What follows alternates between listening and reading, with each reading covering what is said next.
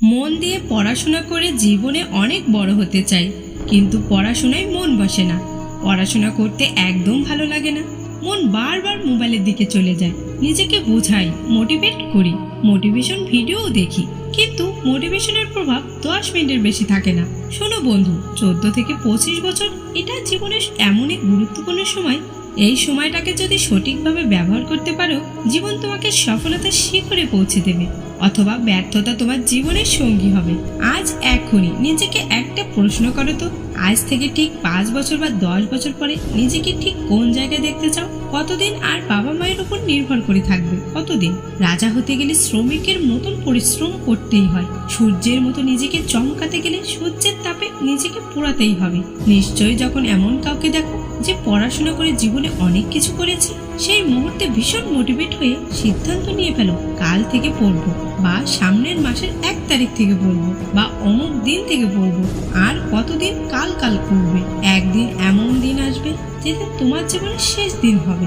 সেদিনও কি বলবে কাল করব? তবু পড়াশোনার মতো একটা মহৎ কাজ করার জন্য ক্যালেন্ডারের একটা তারিখের উপর নির্ভর করে বসে থাকছো। একবার এই মানুষগুলোর দিকে তাকিয়ে দেখো, তোমার উপরে কতটা ভরসা করে বসে আছে।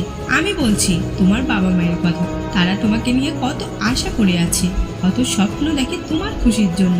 তারা তাদের সর্বস্ব বিসর্জন দিতেও রাজি আছে, আর তুমি 5 মিনিট পড়ার জন্য রাজি না। আজই ভেবে নাও জীবনে তুমি কি করবে। আর না হলে জীবন তো ভেবেই রেখেছে।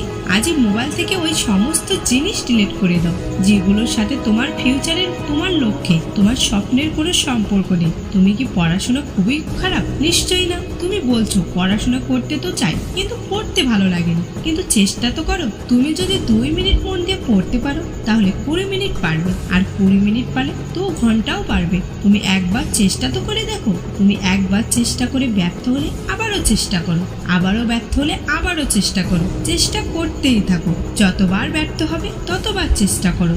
বারবার চেষ্টা করার পরও তুমি যদি হেরে যাও, তাহলেও জেনে রাখবে তুমি দুনিয়ার বাকি 90% মানুষের থেকে এগিয়ে আছো। কারণ বাকি 90% মানুষ চেষ্টা করার আগেই হার মেনে নেয়। আমি সন্দীপ মহেশ্বরের ভিডিওতে যে কথাটা বহুবার শুনেছি, কোশিশ কারণে ভালো কি কাবি হার নেই হতা। অসফল তাকে ভয় পেও না, এটা চ্যালেঞ্জ। একে অ্যাকসেপ্ট করো, খুঁজে বের করো তোমার ভিতরে কোথায় ভুল হচ্ছে, এটা ঠিক করো। একটা কথা মাথার মধ্যে ঢুকিয়ে নাও, জীবনে যতবারই ব্যর্থ হও না কেন, কখনো ময়দান ছেড়ে পালিয়ে যেও না। তোমার পড়ে যাওয়া হয়তো কয়েকজন দেখেছি, তোমার উঠে দাঁড়ানো যেন পুরো দুনিয়া দেখে। পড়াশোনা করতে ভালো না লাগলেও পড়, নিজের জন্য পড়, শত্রুর সাথে মোকাবেলা করার জন্য পড়, বাবা মায়ের জন্য পড়, কারণ ওদের একমাত্র ভরসা তুমি।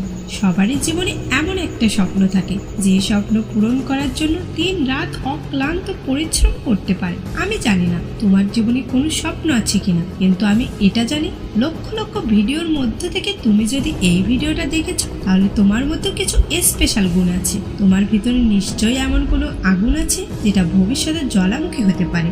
বিশ্বাস না হলেও আমার কথাগুলো মন দিয়ে শোনো। বিশ্বাস না হলেও আমার কথাগুলো সত্যি বলে মেনে নাও। যদি তুমি সত্যি বলে মেনে নাও, জীবনের সফল হওয়া থেকে কেউ আটকাতে পারবে না। আমি জানি না তুমি কি আমার এই ভিডিও দেখছো, কিন্তু এটা জানি তুমি জীবনের সফলতা শীঘ্রই পৌঁছাবে। তোমার প্রতিটা স্বপ্ন পূরণ হবে। তাই আর সময় নষ্ট না করে আজ থেকেই পড়ো। 5 মিনিট পড়ো, 10 মিনিট পড়ো, কিন্তু অবশ্যই পড়ো।